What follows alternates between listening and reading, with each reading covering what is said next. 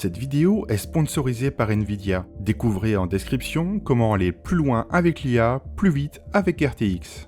La présentation, l'analyse des chiffres de l'animation est un rendez-vous très attendu des RAF, peut-être encore un peu plus cette année. Donc merci à Cécile Lacou, directrice des études, des statistiques et de la prospective du CNC de bien vouloir partager tous les éléments qu'elle a réunis et à Stéphane Lebarst de bien vouloir y apporter le regard du délégué général d'Anime France. C'est à toi Cécile. Bonjour à toutes, bonjour à tous. Je vais surtout vous parler des tendances clés, c'est surtout ça qu'il faut retenir, sachant qu'on est un peu l'œil sur le rétro, puisqu'on va parler des chiffres 2023. Évidemment, on n'a pas encore les données 2024. Pour aborder rapidement l'état des lieux du secteur de l'animation, à la fois sur les aspects production et diffusion.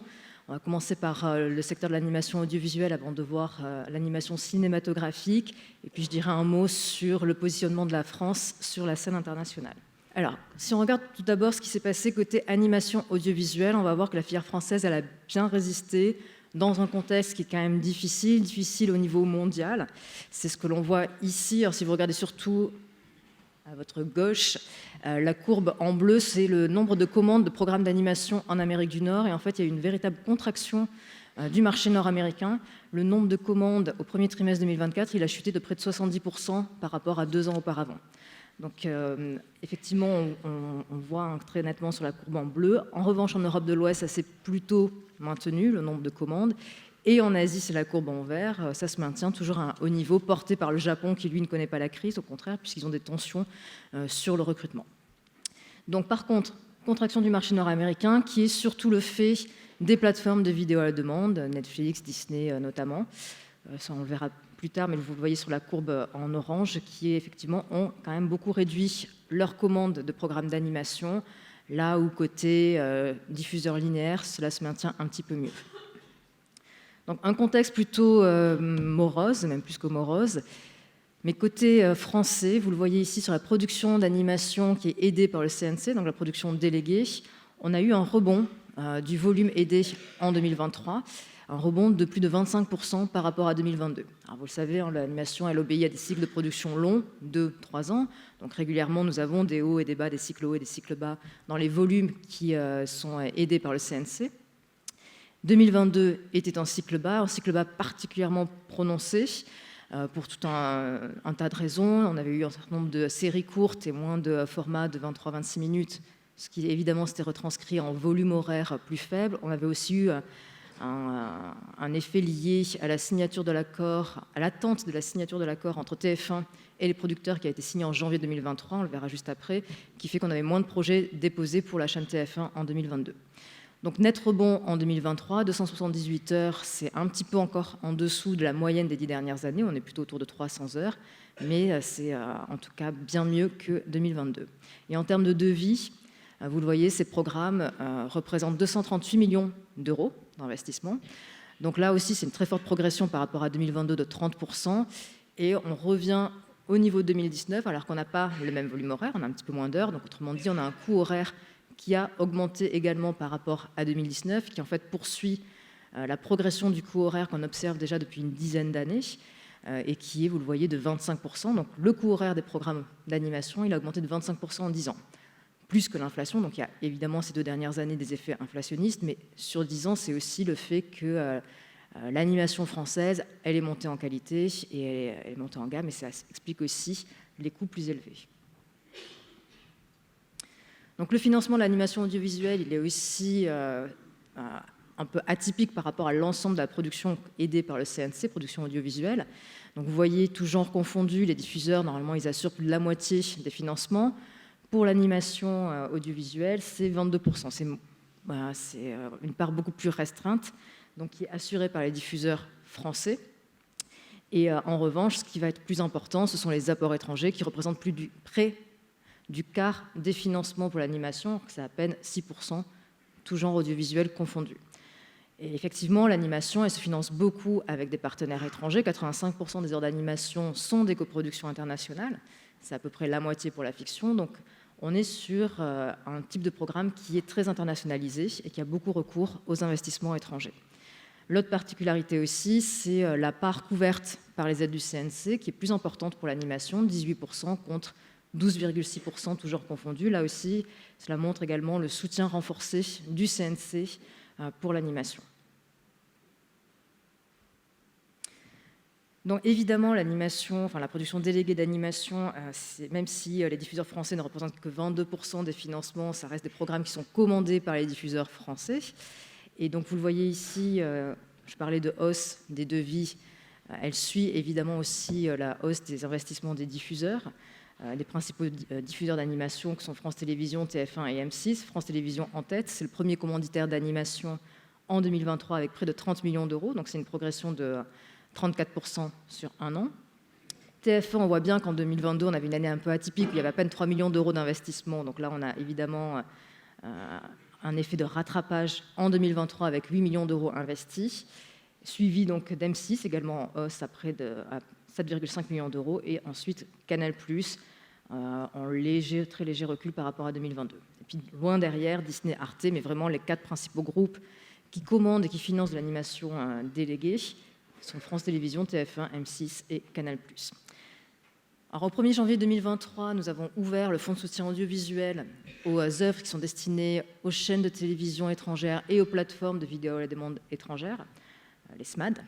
Et autant nous avons eu des projets pour d'autres types de programmes, comme la fiction, comme le documentaire, autant pour l'animation, nous n'avons pas eu de projets qui ont été financés dans ce cadre par un service de vidéo à la demande. Donc il n'y a pas eu de projet financé par Netflix, Prime et Disney+ en 2023. Donc ça reste des projets qui sont commandés par les diffuseurs traditionnels. Donc ça, c'est côté production déléguée. Maintenant, côté prestation, donc nous, on l'observe à travers les projets qui sont bénéficiaires du crédit d'impôt international au CNC. On a vu un véritable essor du niveau de prestation depuis 2015 et encore plus depuis 2020 également. Alors, 2016, il y a eu la réforme du crédit d'impôt international qui a bonifié le taux qui est passé à 30%, et on a vu un vrai effet bénéfique puisqu'on a eu donc une très forte croissance du nombre de projets qui sont venus se produire en France et qui ont généré des dépenses en France. Ce qui fait que vous le voyez, en 2023, on se maintient à un niveau très élevé de prestations. On est à près de 200 millions d'euros de dépenses pour des projets bénéficiaires du crédit d'impôt international. Et ces 200 millions d'euros de dépenses, ils ont été générés par 54 œuvres. On a 10 œuvres cinématographiques d'animation, 44 audiovisuelles. En 2015, c'était à peine 10 œuvres qui généraient des dépenses de prestations en France, en tout cas qui étaient bénéficiaires du crédit d'impôt international. Donc, un niveau de prestation qui s'est quand même maintenu à un niveau très élevé en 2023, et même un petit peu plus qu'en 2022. Néanmoins, je parlais au début de la contraction du marché nord-américain. Il faut savoir que près de 70% des projets, ils proviennent d'Amérique du Nord. Donc nécessairement, cette activité-là, elle est plus exposée. Nous, on commence à le ressentir cette année en 2024. On voit qu'il y a effectivement un net ralentissement. Ça ne veut pas dire qu'il n'y a plus de projets du tout, hein. Ce n'est pas du tout le cas. Mais effectivement, on peut s'attendre à ce que 2024 soit en recul par rapport à 2023 de ce côté-là. Donc voilà, côté production, si on regarde maintenant un côté diffusion d'animation, le premier lieu étant et restant les chaînes de télévision, on a eu en 2023 plus de 10 000 heures d'animation qui ont été diffusées sur les chaînes nationales historiques. Alors, hors France 4, puisque France 4 n'est plus mesuré par l'outil de référence de médiamétrie, le Mediamat, depuis 2022.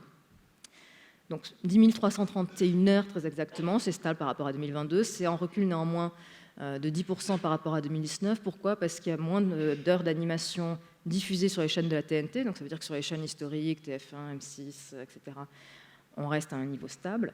Et c'est surtout le fait de la baisse des formats longs, de 23 à 26 minutes, alors qu'au contraire, on a de plus en plus de formats plus courts. Alors, depuis Annecy, France 4 nous a gentiment partagé aussi le volume d'heures qui diffuse. Donc, il faut savoir que côté France 4, il y a quand même près de 4500 heures d'animation qui sont diffusées sur la chaîne. Donc, ça reste évidemment un acteur majeur pour l'animation française et l'animation tout court.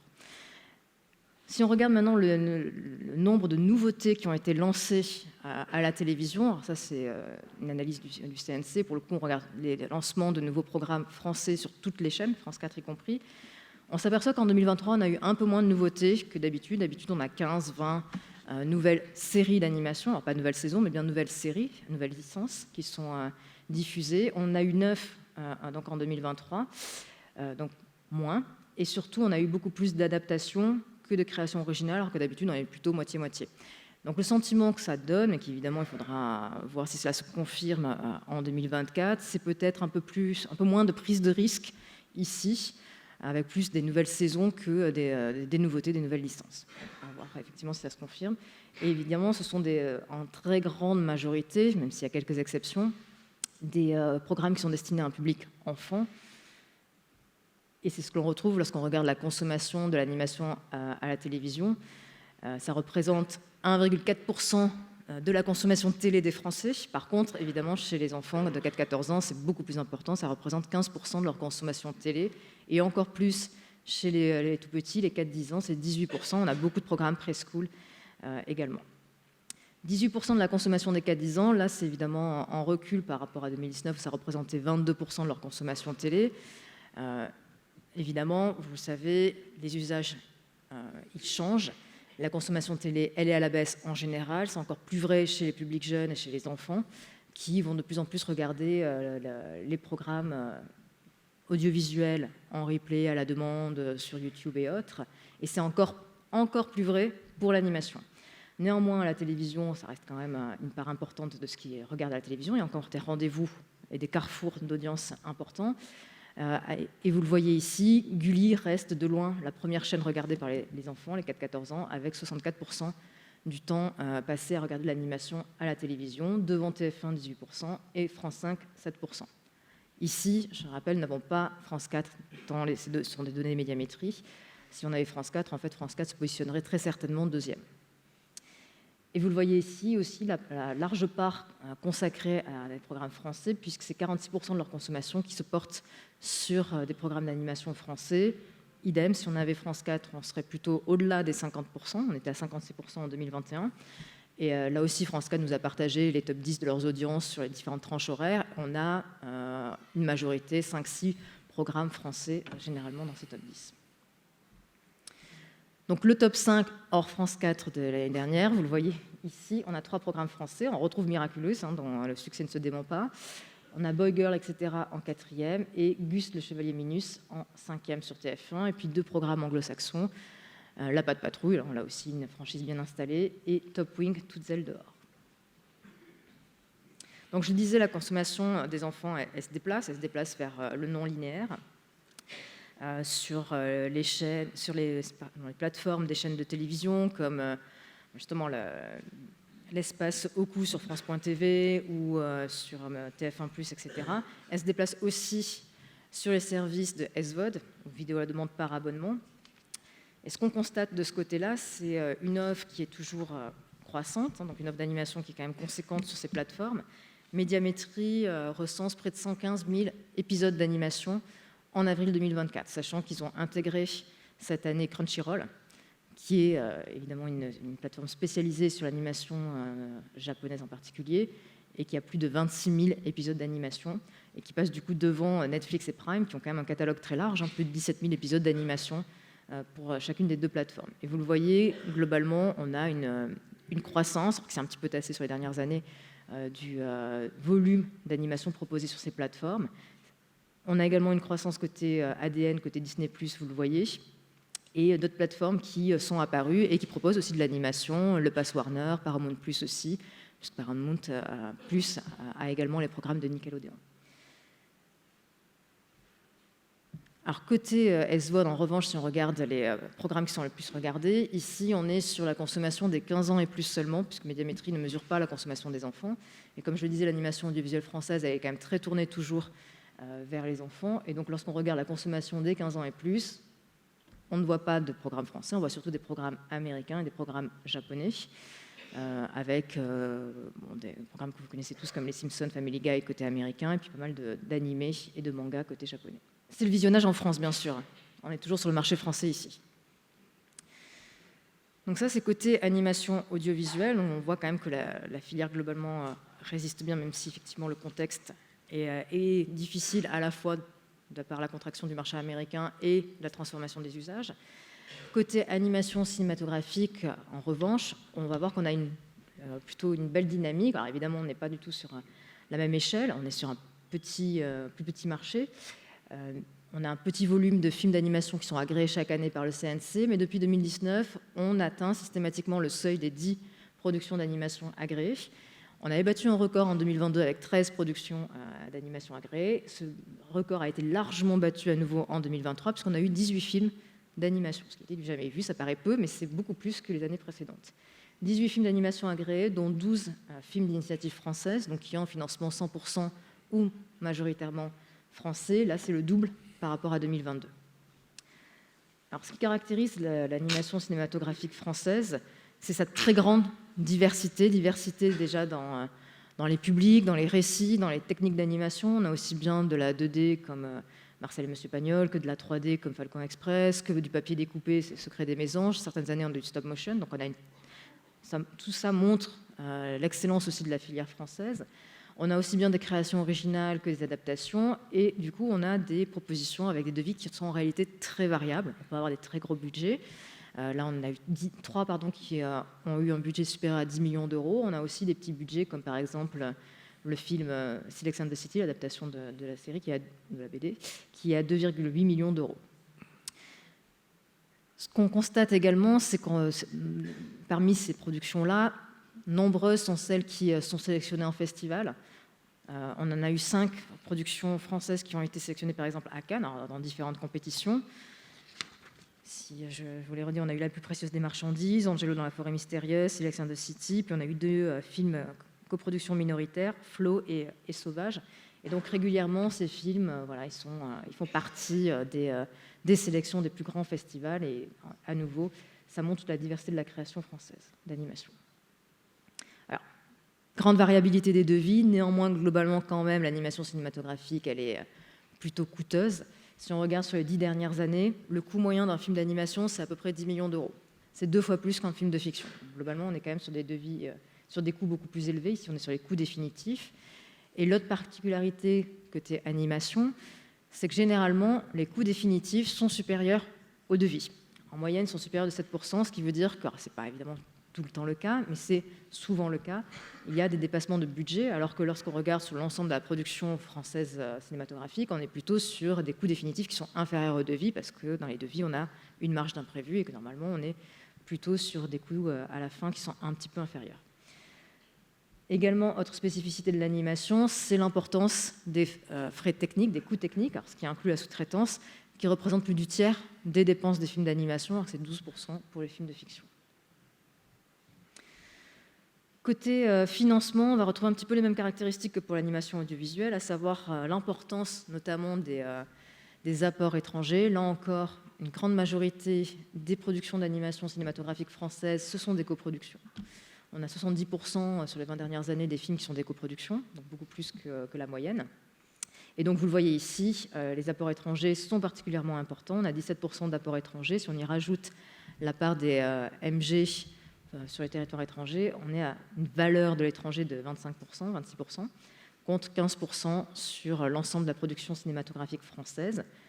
Comme en audiovisuel, la part qui est couverte par les diffuseurs TV français, elle est beaucoup moins importante, elle est 2 fois moins importante, 14% pour l'animation contre 31% au global.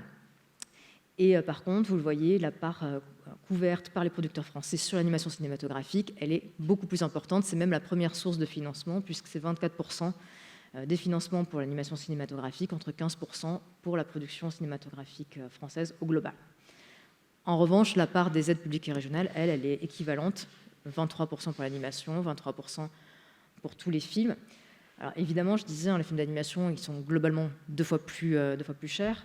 Donc ça explique aussi que les chaînes de télévision ne couvrent pas autant les coûts que sur les autres films. En revanche, vous voyez que la part des aides publiques, elle suit le fait que ces films coûtent plus cher. Elle est équivalente. Donc voilà, côté production et côté diffusion maintenant, 2023. C'est pour ça que je parlais d'une belle dynamique pour l'animation en global, cinématographique. 2023 est une bonne année, même une très bonne année. On a eu un nombre record de films d'animation, toutes nationalités confondues, qui sont sortis en salle. On en a eu 59. Avec notamment le retour un petit peu des films américains. On en avait eu moins en 2022. En 2023, on en a eu 12 et 12 gros films d'animation américains. On a toujours un nombre important de films d'animation français qui sont sortis en salle, 14, le record ayant été 2022 avec 15 films d'animation, et puis toujours beaucoup de films japonais aussi. Depuis quelques années, on a beaucoup de films japonais qui sortent dans les salles. Donc 59 films d'animation, dont 12 films américains. C'est aussi ce qui explique le fait que la fréquentation pour l'animation, elle a renoué avec ses niveaux d'avant-crise. On a eu environ 31 millions d'entrées en tout pour les films d'animation dans les salles en 2023. C'est un niveau équivalent à l'avant-crise. Alors même que, vous le savez, la fréquentation des salles au global, elle n'a pas encore tout à fait retrouvé son niveau d'avant-crise, puisqu'au global, on était à 180 millions d'entrées contre plutôt un peu plus de 200 millions en 2017-2019. Mais évidemment, une large part de ces entrées s'est concentrée sur les films américains qui ont représenté près de 70% des entrées, donc 70% des entrées pour les 12 films américains qui sont sortis en salle, en tête desquels Super Mario Bros. Le film, qui a fait un carton en 2023, qui a même été le numéro 1 au classement des films dans les salles, avec 7,25 millions d'entrées. Mais vous voyez qu'également la part des films français, elle est plutôt très fluctuante d'une année sur l'autre, mais en 2023 plutôt bonne, avec 14% des entrées, avec notamment quelques grands succès comme Miraculous le film qui a fait plus d'1,6 million d'entrées. On peut citer aussi Patty, la colère de Poséidon, ou Les As de la Jungle 2 qui ont fait plus de 800 000 entrées chacun dans les salles en France. Mais évidemment, c'est très variable en fonction des années, puisqu'on est sur un petit volume de production, avec des propositions très diverses, comme je le disais, pour des publics très différents. Donc ça dépend des années. 2024, à date, on n'a pas de gros films à très gros budget comme on avait en 2023 avec Miraculous, qui était avec un devis de 60 millions d'euros. On a des films qui sont davantage de films d'auteur. Donc si vous voyez le top 10 ici à date, donc à fin octobre 2024, on a une seule production française qui est une coproduction minoritaire, coproduite donc avec la Grande-Bretagne et le Luxembourg, qui est le Royaume de Kentucky, qui a fait près de 400 000 entrées. Et alors après, effectivement, comme je disais, on a plus de films qui ne ciblent pas un très large public, mais qui, à leur échelle, ont quand même rencontré un certain succès. On a en ce moment, je vais vous retrouver les chiffres, Flo, qui est une coproduction minoritaire qui a dépassé les 300 000 entrées, ce qui est un très joli succès, parce que pareil, c'est pas un film qui vise un très grand public. Donc à son échelle, a fait un joli score. Angelo qui a dépassé les 150 000 entrées, et là, La plus précieuse des marchandises, qui est sortie mercredi, qui fait un joli démarrage, pareil, pour un sujet en plus qui est difficile, hein, puisque c'est un conte autour de la Shoah et qui vise un public qui n'est pas juste un public d'enfants familial, mais un public beaucoup plus large. Et enfin, pour finir, un mot quand même sur la place de l'animation française dans le monde. Donc si on regarde les productions, alors là on est sur l'audiovisuel de séries d'animation, vous voyez que la France, elle se classe dans le top 5, elle est 4e ex aequo avec la Corée du Sud. Alors cette année, on passe juste derrière le Royaume-Uni. D'habitude, on est plutôt le 3e pays producteur d'animation. Là, on est 4e parce que le Royaume-Uni a aussi une production d'animation d'une grande vitalité. Et vous voyez, les deux premiers restent Japon et États-Unis, mais d'habitude, les États-Unis sont premiers. Là, c'est le Japon, très loin devant les États-Unis. Dans les principaux groupes commanditaires d'animation, on retrouve Netflix et Disney en premier, mais là aussi, avec un niveau de commandes qui est bien inférieur à ce qu'il était un an auparavant. 41 programmes d'animation, séries d'animation commandées par Netflix, c'était 74 un an auparavant. 37 pour Disney, c'était 64 un an auparavant. Donc on voit bien la contraction du marché américain. Et côté français, France Télévisions est dans le top 10. Et c'est le deuxième groupe européen derrière la BBC avec 24 séries commandées donc sur les 12 derniers mois. Donc si on regarde maintenant l'export de l'animation, alors tout d'abord côté audiovisuel. En audiovisuel, on a eu des années très fastes pour l'export. Entre 2016 et 2020, on était autour de 70-75 millions d'euros de chiffre d'affaires à l'international pour les programmes d'animation audiovisuelle français. Depuis, on voit qu'on a une tendance à la baisse qui se confirme en 2023, puisqu'on est à 51 millions d'euros. Ça reste bien mieux, évidemment, qu'il y a 10 ans. Ça reste quand même un niveau élevé. Mais on est en baisse de 11% par rapport à 2022. Et surtout, on a eu une chute des ventes en Amérique du Nord. Donc, on retrouve cet effet, cet impact de la contraction du marché nord-américain qui touche aussi l'industrie française, puisque les ventes en Amérique du Nord, elles ont chuté de 70% sur un an. Et côté plateforme aussi, on le voit à travers la baisse des droits mondes, donc les droits qui sont vendus pour tous les territoires, qui sont en partie le fait des plateformes de vidéo à la demande, qui elles aussi sont en baisse pour la 3e année consécutive. Et ce qu'on voit également, et ce qui rejoint un peu ce que je disais sur le lancement de nouvelles séries à la télévision, c'est que ce qui fonctionne le mieux, ce sont les IP, donc les franchises les mieux installées, qui continuent à se vendre très bien, et que c'est effectivement plus difficile pour des nouveautés de s'imposer à l'international, parce que là aussi, il y a une frilosité des acheteurs internationaux dans ce contexte. Alors néanmoins, comme on a quand même connu des très bonnes années de vente à l'international. L'animation audiovisuelle française, elle reste bien positionnée. Elle reste bien positionnée tout d'abord dans les catalogues des plateformes de SVOD à l'étranger. On est la 4e production la mieux représentée en animation, comme vous le voyez ici. Et on est notamment très présent dans les catalogues des plateformes de SVOD en Suisse, en Belgique, Canada, donc dans les pays francophones, mais également dans des pays comme l'Arabie Saoudite. Et ça, c'est aussi grâce à des plateformes comme Shahid, mais aussi Netflix au Moyen-Orient ou encore Todd. Et côté chaînes de télévision étrangères, là aussi, on est particulièrement bien positionné sur les chaînes de télévision européennes. Si on regarde l'offre d'animation sur les antennes italiennes, l'animation française représente près de 30% des programmes d'animation, du volume horaire diffusé. C'est bien plus que les programmes italiens qui sont diffusés dans le pays. On représente 19% de la programmation d'animation en Espagne, 16% en Allemagne et même 10% au Royaume-Uni. Donc on est très présent sur les antennes à l'étranger, un peu moins aux États-Unis. De toute façon, quel que soit le type de programme aux États-Unis, il y a quand même une prédominance des programmes américains. Il y a assez peu de place pour les programmes étrangers, mais on a quand même 2%. Et évidemment, on est particulièrement présent dans des pays francophones comme le Canada à nouveau, ou des pays européens comme l'Allemagne, l'Espagne et l'Italie.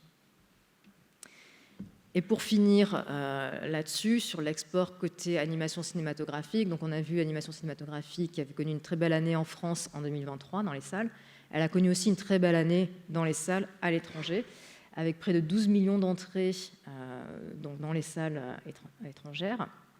Ce qui fait que l'animation, pour la première fois, a été le premier type de programme, genre de programme français en salle à l'étranger, avec 28% des billets pour des films français vendus à l'étranger. On retrouve évidemment les cartons qu'on a eus en France à l'étranger. Miraculous le film qui s'est très bien exporté, qui a fait plus de 7 millions d'entrées. Donc plus de 80% des entrées de Miraculous se sont réalisées à l'étranger. Patty et la colère de Poséidon, 1,8 million d'entrées. Donc c'est à peu près les 2/3 des entrées du film dans le monde qui sont faites à l'international. Mais au-delà de ces deux films porteurs qui évidemment expliquent aussi cette performance excellente en 2023, on a beaucoup de films d'animation qui sont exploités dans les salles à l'étranger. On a eu 78 films d'animation français qui ont été exploités en salle à l'étranger. Et on voit que les films d'animation français sont particulièrement prisés par les spectateurs et spectatrices en Europe centrale et orientale. On a souvent des très jolis scores là-bas. Et on commence à voir également l'animation française qui s'exporte très bien dans des pays d'Asie comme le Vietnam, les Philippines, l'Indonésie, où il y a aussi une appétence pour ces films-là. Donc voilà ce qu'on pouvait dire sur le marché de l'animation française.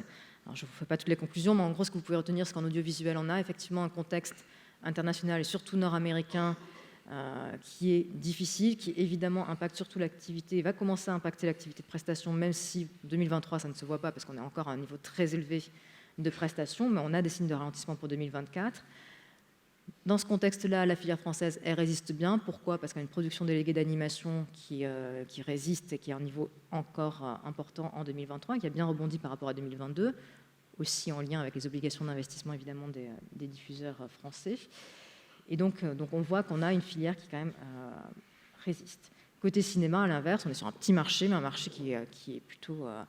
qu'on ait une belle vitalité et une belle dynamique en 2023, aussi bien en termes de production que dans les salles de cinéma en France et à l'étranger. Et on reste évidemment des acteurs majeurs sur le plan international dans l'animation, même si c'est un secteur très concurrentiel, qu'il y a beaucoup de pays qui aujourd'hui investissent pour développer leur filière d'animation et qu'évidemment, cela implique de rester toujours une filière d'excellence comme on l'est aujourd'hui. Merci Cécile. Avant que Stéphane s'exprime, une petite incise pour dire que ton service a produit et diffusé il y a peu de temps une étude sur la parité. Ça fait écho à des propos tenus hier. Juste nous dire où on peut la trouver, comment elle est accessible. Alors, effectivement, la semaine dernière, nous avons présenté l'Observatoire de l'égalité femmes-hommes qui est en ligne sur le site du CNC. Et pour la première fois, donc, nous avons analysé les formulaires paritaires. Les formulaires parité, qu'est-ce que c'est ? C'est un formulaire que doivent remplir les producteurs lorsqu'ils déposent une demande d'aide au CNC, producteurs audiovisuels. Et donc, nous avons pu analyser ces formulaires parité pour l'année 2023. Alors, pour l'animation, on avait 23 œuvres d'animation qui avaient eu l'autorisation définitive, donc on est à la fin des projets. Et donc, ce formulaire, il consiste à renseigner le genre des différents chefs de poste. On a 19 chefs de poste qui ont été identifiés pour l'animation. Et donc, on a analysé la proportion de femmes sur ces 19 postes. Au global, sur l'animation, on a 35% de femmes chefs de poste, la fiction étant devant à 41%, mais pas trop mal pour l'animation, mais évidemment avec des très grandes disparités en fonction des postes. On a encore une répartition très genrée des rôles. Les femmes sont très présente. Alors, je crois que c'est dans les directrices de production, si je ne me trompe pas, je n'ai plus les chiffres en tête. Et par contre, on a 10 chefs de poste sur lesquels les femmes représentent moins de 30%, notamment sur les directeurs storyboard, par exemple, sur tout ce qui est rendu, etc. Donc, réalisateurs, réalisatrices aussi, une proportion de femmes qui est très faible. Néanmoins, et pour rejoindre ce qui était dit hier sur les chiffres de l'emploi, on voit une vraie féminisation de l'emploi ces dernières années, qui est récente, mais qui est assez rapide. Et donc, on s'attend, et on suivra dans le temps, évidemment, l'évolution de ces chiffres. On s'attend à une évolution positive sur les prochaines années. Merci beaucoup Cécile. Stéphane, nous t'écoutons.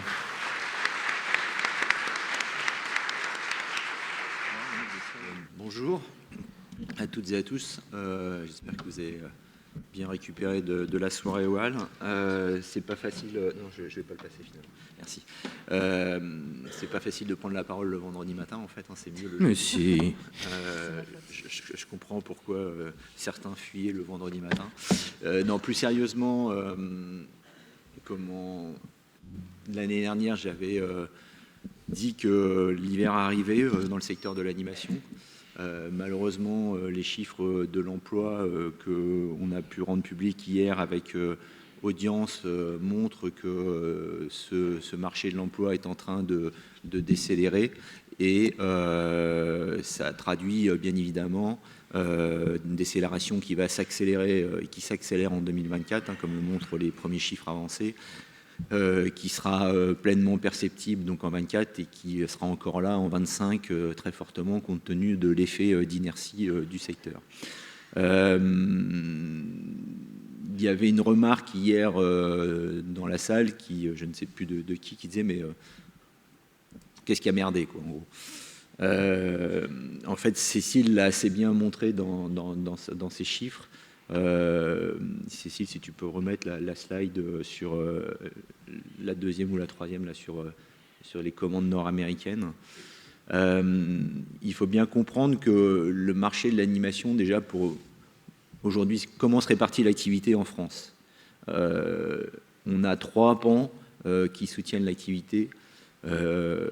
La production audiovisuelle déléguée, qui est le cœur historique du secteur. C'est les productions françaises à destination des chaînes de télévision. C'est le fruit d'une construction patiente de ces 30 dernières années. C'est aujourd'hui à peu près 40% de l'activité du secteur. À côté de ça, vous avez la production d'œuvres cinématographiques. C'est un marché qui est beaucoup plus erratique, qui a démarré beaucoup plus tardivement, puisque le premier film français qui a marqué le retour, c'était à la fin des années du siècle précédent, c'était Kirikou, en 98. Et c'est vrai que depuis, on a un marché qui se construit petit à petit, difficilement, mais avec une montée en puissance du nombre de films, comme l'a souligné Cécile, avec notamment, je crois, 18 films l'année dernière, à l'agrément. Mais ce marché, il représente en gros 10% de l'activité. D'accord ? Donc il faut bien garder ça présent à l'esprit. Le troisième pilier, et quand vous avez fait 40 plus 10, ça fait 50, il en reste 50. Et le troisième pilier, c'est la prestation de services, qui représente ces dernières années 50% de l'activité du secteur. Donc à partir de là, bien évidemment, autant on a des capacités, nous, en tant qu'organisation professionnelle, producteurs français, à agir avec les pouvoirs publics pour pouvoir encadrer, développer le secteur de la production d'œuvres audiovisuelles ou cinématographiques françaises à travers nos mécanismes de soutien, les crédits d'impôt, l'aide des régions notamment, les obligations des éditeurs de services. Autant sur le dernier marché qui est devenu le plus important, on est beaucoup plus démunis pour pouvoir agir en dehors du fait de proposer, et c'est le cas, un mécanisme de crédit d'impôt international qui soit compétitif vis-à-vis de ce que peuvent offrir d'autres pays, puisque la fabrication d'œuvres d'animation, c'est un marché mondial que se partagent un certain nombre de pays comme le Canada, le Royaume-Uni, la France et bien évidemment les pays asiatiques. Donc, ce qu'on peut faire, c'est proposer, entre guillemets, l'outil le plus attractif possible, sachant qu'on a de toute façon en France, certes une excellence en termes de fabrication, mais aussi des coûts de fabrication compte tenu du prix de la main-d'œuvre qui sont très importants. Je vous invite à comparer les charges sociales au Canada et en France pour comprendre la difficulté de l'exercice, sans parler des effets des taux de change. Donc c'est vrai que ce cœur d'activité qui est la prestation de service, Cécile le montre très bien sur sa slide. On voit bien la ligne bleue qui est là au milieu, donc pas sur celle-là mais sur celle-là. Donc cette ligne bleue, elle est en chute très importante avec un pic au premier et au deuxième trimestre 2022. Donc pour ceux qui étaient au marché d'Annecy en juin 2022, c'était l'euphorie. D'accord ? Tout le monde était... moi, j'ai croisé que des producteurs et des studios qui avaient la banane en juin 2022, où ils se demandaient tous comment ils allaient fabriquer dans les années à venir. Et on était en pleine situation de suremploi, avec toutes les questions qui se posaient de comment on va faire pour pouvoir fabriquer. Il nous faut multiplier par 2, en gros, le nombre de personnes dans les studios, dans les écoles, etc., pour pouvoir faire face à cette croissance exponentielle. Alors on était bien évidemment quelques-uns à savoir que cette croissance, elle n'était pas exponentielle, mais personne, en tout cas, n'avait anticipé la brutalité du retournement du marché. Et vous voyez cette courbe qui est quand même passée d'un plus haut du T1 ou T2 2022 à un plus bas au T1 24. Donc on est vraiment dans un retournement extrêmement rapide et extrêmement brutal du marché, qui donc est venu attaquer frontalement ce qui représente ces dernières années à peu près 50% de l'activité du secteur. Donc c'est pas que ça a merdé, c'est qu'on est face à l'éclatement d'une bulle, et l'éclatement ultra rapide d'une bulle. Et ça, effectivement, les effets conjoncturels d'une telle violence sont difficiles à anticiper et frappent de plein fouet l'industrie. Donc c'est vrai que c'est compliqué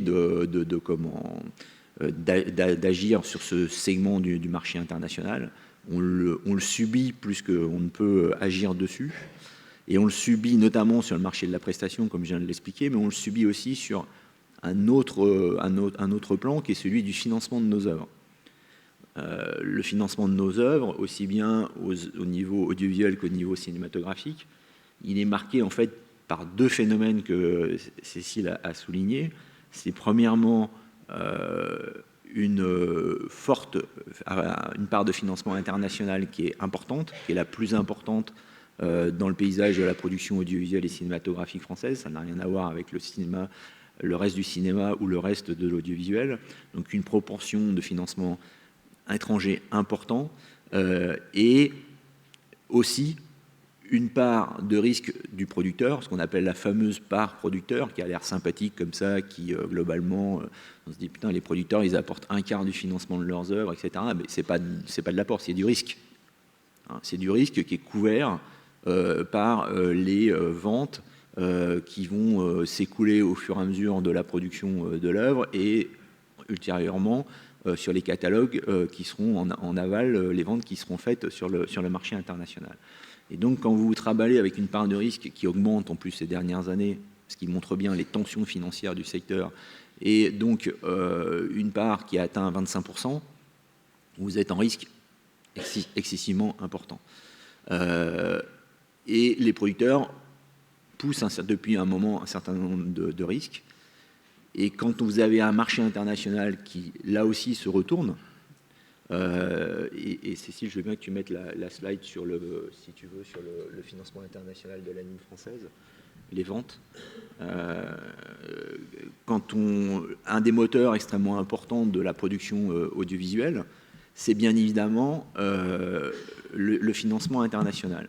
Ce financement international, il avait atteint des niveaux extrêmement importants, comme le soulignait Cécile, entre 2016 et 2021-22,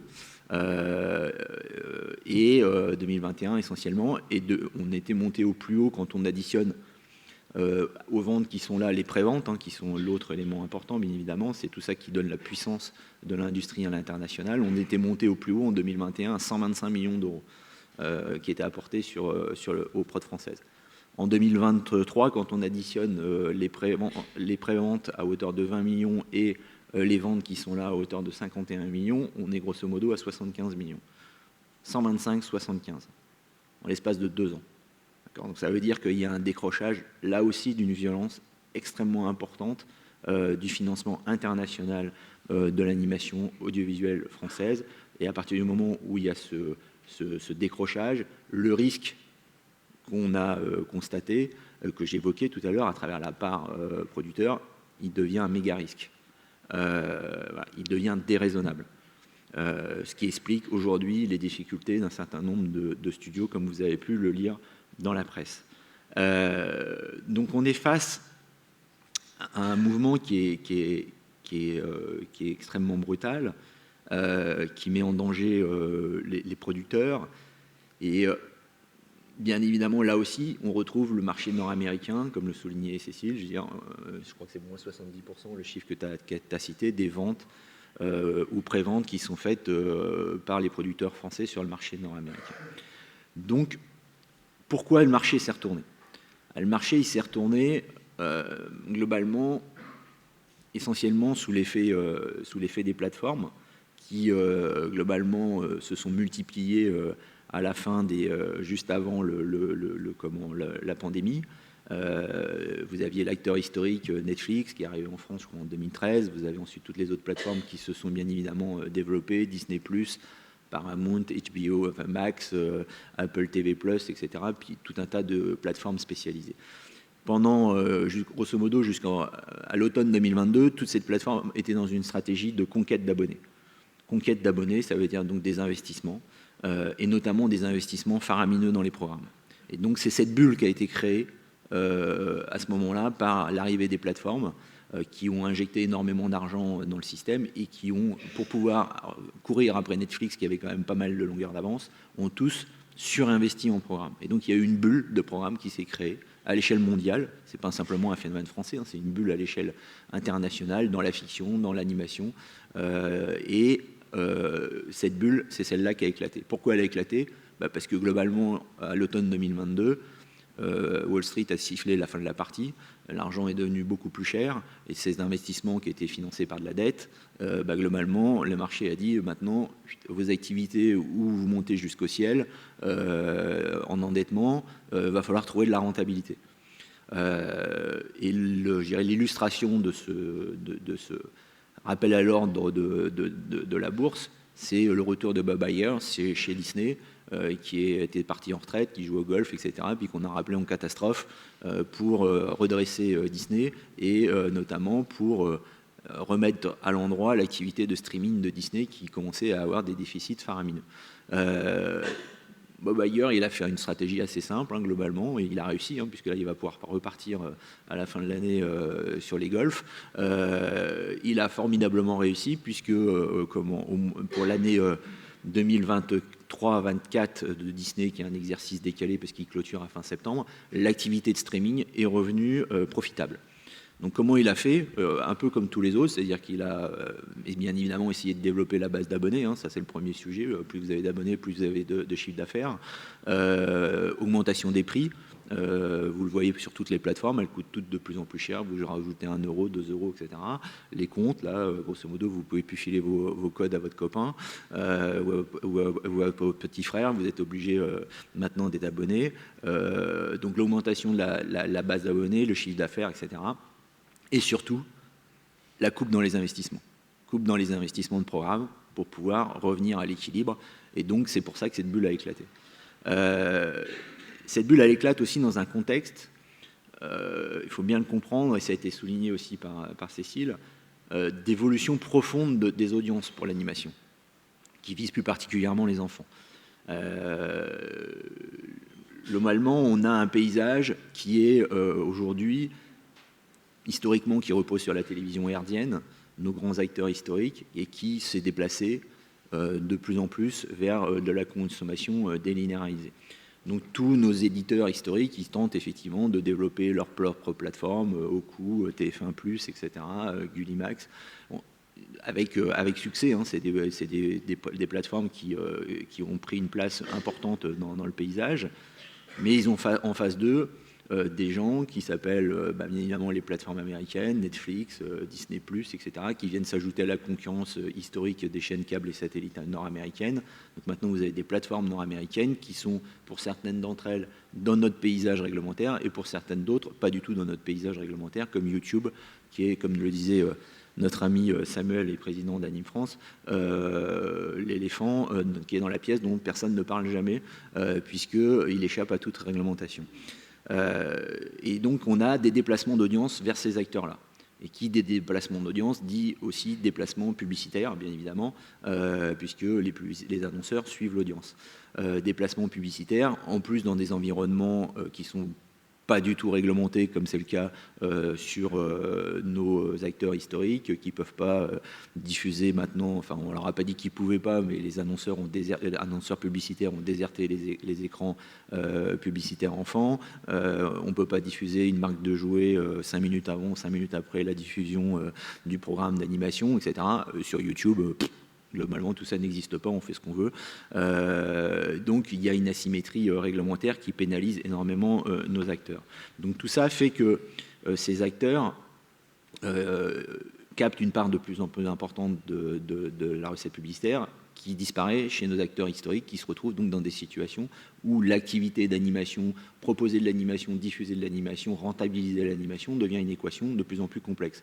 Alors, sur les chaînes publique européenne notamment, c'est pas un sujet parce que la jeunesse fait partie de leur mission et d'ailleurs pour la plupart d'entre elles, elles diffusent pas de publicité autour de ces programmes, mais sur les chaînes plus privées qui sont quand même nos acteurs, hein, les TF1, les M6, les Super RTL, les ITV, etc., et qui ont vendu la publicité à des programmes et qui eux vivent de la publicité, bien évidemment, c'est un vrai sujet.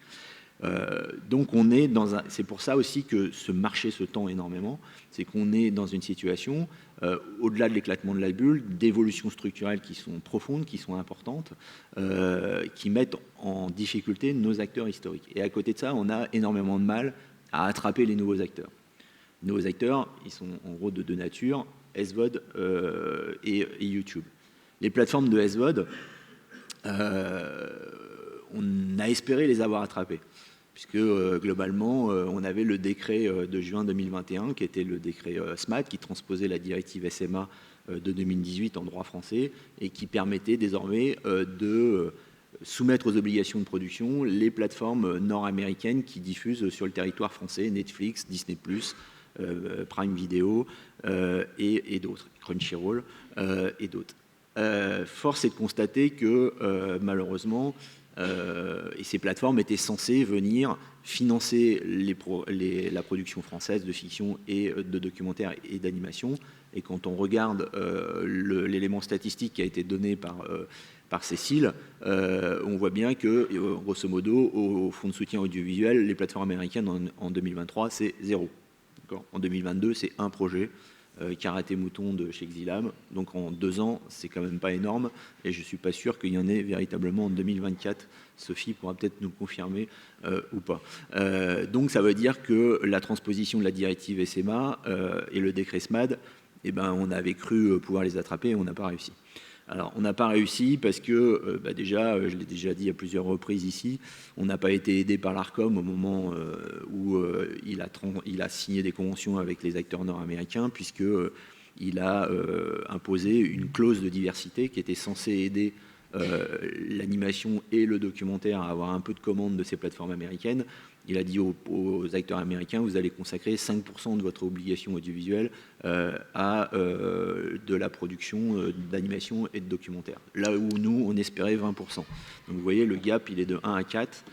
Et malheureusement, ce gap, on a eu du mal à le corriger par les accords interprofessionnels qu'on a pu signer par derrière, puisqu'on est passé de 5 à 10 documentaire et animation, hein, pas exclusivement l'anime, là où on espérait 20. Donc on est encore loin du but, et par ailleurs, les chiffres le montrent, l'essentiel de ces investissements sont aujourd'hui des achats de catalogue. Hein, donc globalement, vous avez toutes les grandes séries françaises, Grizzly là que je vois là, Sam Sam, Carrette et Mouton. Alors là, ça c'est une commande, pardon, de Netflix, mais vous avez Oggy et les cafards. Tout ça, ça fait le bonheur des plateformes nord-américaines qui diffusent énormément, qui proposent énormément d'animation française, de l'animation française qui marche bien, qui représente à peu près la moitié de la consommation des programmes français sur ces plateformes, et donc qui surperforme, mais qui n'a grosso modo aucun investissement. Donc on est face à ce défi majeur. Tu me laisses 5 minutes et je finis. Voilà. Donc ça, c'est un peu pour le rayon, globalement, comment on fait demain matin pour aller chercher ces plateformes d'une manière qui soit plus efficace. Très clairement, on va avoir besoin des pouvoirs publics.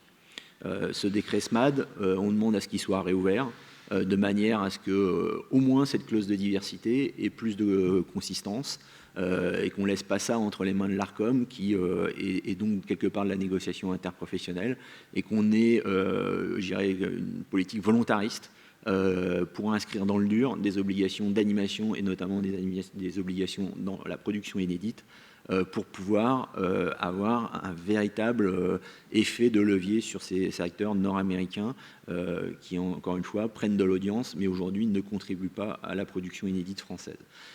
Le dernier acteur que j'évoquais rapidement, c'est YouTube. C'est beaucoup plus compliqué. Ils se cachent aujourd'hui derrière leur statut d'hébergeur pour dire non, nous on n'est pas concernés par la réglementation française. Ça bouge un peu tout de même, parce que ça devient de plus en plus compliqué pour YouTube quand il fait des grandes déclarations en disant qu'il est aujourd'hui la première chaîne de France, comme ça a été le cas de dire que globalement, bon, si vous êtes la première chaîne de France, pourquoi vous ne participez pas au système? Et puis par ailleurs, on a nos amis flamands et qui ont décidé d'élargir leur décret de transposition SMA aux réseaux sociaux. Et donc en allant chercher YouTube, TikTok et compagnie. Et la Commission européenne n'a pas dit que c'était pas possible. Donc, bien évidemment, il va y avoir des recours, il va y avoir du contentieux, etc., etc. Mais c'est là où ça montre que les lignes commencent à bouger. Ça va être un combat extrêmement long. Ça va pas être un combat que globalement on va pouvoir régler rapidement. En ligne de mire, il y a une révision de la directive SMA au niveau européen qui se tiendra peut-être en 2026. C'est en tout cas dans le calendrier tel qu'il se précise de la nouvelle commission qui s'installe. Et donc, globalement, il y aura un point de rendez-vous autour de Netflix. Alors, dans ce paysage, bien évidemment, il y a quand même quelques bonnes nouvelles. Nous, on essaye de se bouger pour faire quand même améliorer la situation. Là où on a le plus d'effets de levier, c'est bien évidemment auprès de nos partenaires historiques que sont les diffuseurs français. Donc je voulais signer trois choses à ce niveau-là. Premièrement, on a signé en 2023 un accord avec M6 Gulli qui permet de mieux asseoir la contribution de ce groupe-là à l'animation, puisqu'on est passé d'une assiette de chiffre d'affaires pour les obligations d'animation qui était centrée historiquement exclusivement sur Gulli, Canal J, TJ, et donc globalement c'était pas terrible, à une assiette qui comprend l'ensemble du groupe M6, donc à la fois M6, W9, etc. Donc c'est beaucoup mieux. Le deuxième point, c'est que on a signé également au printemps un accord avec TF1 qui prévoit une révision de ses obligations de production et pour faire simple, qui va apporter 2 millions d'euros de plus à l'industrie française. Donc TF1 va passer à peu près de 10 à 12 millions d'euros d'investissement annuel dans le secteur, sous réserve que l'Arcom renouvelle la fréquence de TFX, et ça sera TFX, ça fait partie des candidats sélectionnés par l'Arcom pour signer une convention dans les semaines qui arrivent, donc on peut considérer que cette condition est levée. Et le troisième acteur majeur avec lequel on a renouvelé notre partenariat, c'est bien évidemment France Télévisions, qui a pris des engagements extrêmement importants en faveur de l'animation pour les années à venir, puisqu'on est passé d'un engagement global de 32 millions d'euros par an audiovisuel et cinéma dans le secteur, à un engagement à terme en 2027 de 37 millions d'euros, donc une progression de 5 millions d'euros, ce qui est extrêmement important.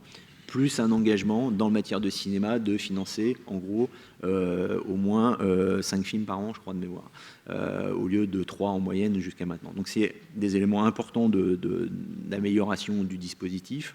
On est très inquiet de tout ce qui se passe, bien évidemment, autour des financements de France Télévisions, et nous, on ne doute pas un seul instant que cet accord pourra rentrer en vigueur au 1er janvier prochain.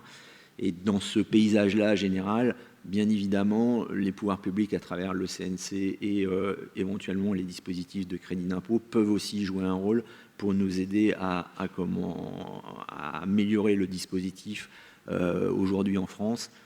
Compte tenu de la crise du marché international, on estime qu'il manque à peu près aujourd'hui, pour qu'on retrouve un équilibre de financement qui soit cohérent sur la série télé, il nous manque à peu près 400 à 500 000 euros aujourd'hui à retrouver sur le marché français entre le CNC, le crédit d'impôt et nos partenaires par série, pour pouvoir retrouver un équilibre qui permette de diminuer ce risque que j'ai évoqué tout à l'heure, et d'éviter que les producteurs continuent à porter des risques qui deviennent trop importants compte tenu du marché international, et que ça se termine par de mauvaises histoires auprès du tribunal de commerce. Il y a des moments où c'est compliqué de se dire que cet échange et cette présentation va devoir être limité dans le temps, mais c'est mon rôle, donc vous pourrez me pourrir à la sortie. On va prendre 2 questions, c'est le maximum que je pourrais consentir. Alors, il y a un bras qui s'est levé là, j'en vois un ici. Et, pardon pour ceux qui l'ont fait et que je n'ai pas vu, ce seront les 2 questions. Bonjour, je suis Alain Hiverniot, économiste et puis accessoirement cofondateur et président de l'École des Nouvelles Images à Avignon. Je voudrais prolonger les propos extrêmement réalistes de Stéphane en ressoulignant que la crise que l'on vit, il ne faut pas se tromper de diagnostic, elle est structurelle et beaucoup moins conjoncturelle, que la crise, comme le disait Stéphane hier soir, risque d'être longue parce qu'on a une inertie négative pour que ça reparte, et qu'elle va être dure. Je ne reviens pas sur les chiffres de l'emploi qui ont été présentés hier et de ce qui peut nous attendre dans les 18 mois ou 24 mois à venir. Par rapport à cette situation, on a peut-être 2 options, les acteurs de la filière.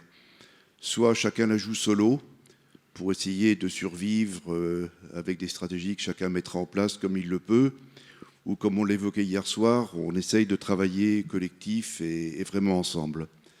Ce qu'il faut savoir, et les chiffres que vous évoquez tout à l'heure le montrent, on a une toute petite filière, 500 millions de chiffre d'affaires, moins de 10 000 emplois. Ça veut dire que par rapport aux enjeux nationaux, avec ce qui se profile comme difficulté sur l'automobile, sur le textile, sur la grande distribution, ça veut dire que la filière animation ne va pas être dans le scope des priorités du gouvernement. Et donc, il va falloir qu'on soit très proactif et qu'on se batte avec nos armes pour faire valoir, j'irai, la poursuite de cette filière d'excellence. Moi, j'aurais une proposition à tester auprès de vous. Je ne sais pas du tout si elle peut être mise en place, si elle peut correspondre à des attentes des uns des autres, mais je pense que la gravité de la situation actuelle, les enjeux pour qu'on se maintienne dans une filière d'excellence mériteraient qu'on envisage peut-être d'organiser dans les mois à venir des assises de l'animation qui rassemblent ces différents acteurs, où on essaierait de vérifier qu'on est capable ensemble d'apporter des solutions, pour, j'irais, assurer la survie maximum, avec le moins de dégâts possible sur l'emploi, et surtout sur l'évasion de compétences qui peuvent se compter par milliers, et 2, qu'on envisage la structuration d'une filière qui, pour large part, est encore artisanale, et de la faire passer à un stade de maturité qui garantira qu'on puisse rester dans une filière d'excellence dans les années à venir, sans rien cacher de difficultés et d'enjeux structurels, notamment je pense aux studios. On l'a évoqué très rapidement pendant ces 3 jours, il y a des enjeux sur le management stratégique, sur le management intermédiaire qui sont fondamentaux. l'intelligence artificielle qui nous occupait beaucoup de temps pendant 3 jours, c'est important, mais regardons ensemble comment au sein de nos écoles, comment au sein de nos studios, on puisse regarder ces questions structurelles qui sont fondamentales si on veut rebondir dans les meilleures conditions.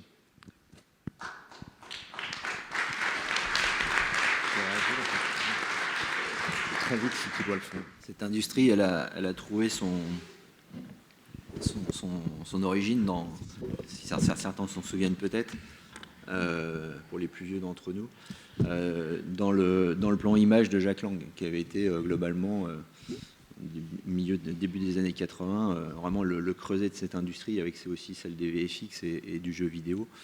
Et peut-être qu'effectivement, c'est le moment de se reposer un certain nombre de questions et de se réunir collectivement pour essayer de trouver les meilleures solutions. En tout cas, nous, on est tout à fait prêts à y participer et à être éventuellement moteur du sujet, puisque je suis intimement convaincu que voilà, cette industrie est le fruit d'un travail collectif. On peut tous être fiers de ce que nous avons fait. Quand Jack Lang a réuni l'industrie en 82, il devait y avoir 500 personnes qui bossaient dedans, tout mouillé. Et aujourd'hui, on est 10 000. Donc globalement, on peut être fier de cette réussite. Et cette réussite, elle est collective avec un État qui a été essentiel dans cette construction, quelles que soient les couleurs politiques qu'on a vu passer autour de ces 30 ou 40 dernières années. Il y a toujours une action construite, stratégique et constante de l'État, notamment à travers le CNC, qui est son outil d'intervention dans notre secteur. Donc oui. Quand exactement, je ne sais pas, mais voilà. En tout cas, pour votre information, on travaille déjà avec nos amis du SPI sur la mise en place d'assises sur le long métrage d'animation, puisqu'on ne l'a pas vraiment évoqué là, mais le long métrage d'animation, certes, on a 18 films dans le paysage, mais là aussi, il y a 25% de partage, de portage de risque par les producteurs, et on a pour le coup des mécanismes de soutien qui sont peut-être pas aujourd'hui parfaitement dimensionnés aux besoins. Mais voilà, on travaille sur ces assises du cinéma d'animation pour le printemps, en collaboration avec le SPI.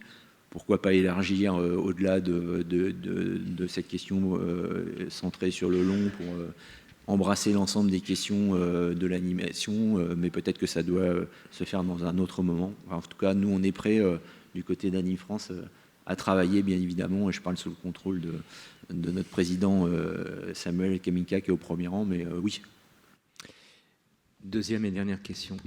Bonjour, Damien Chopin pour Écran Total. Un peu une double question. D'abord, on a vu dans la présentation que les investissements de Canal+ étaient très fluctuants d'une année sur l'autre. Il me semble parce qu'il n'y a pas d'accord avec ce diffuseur.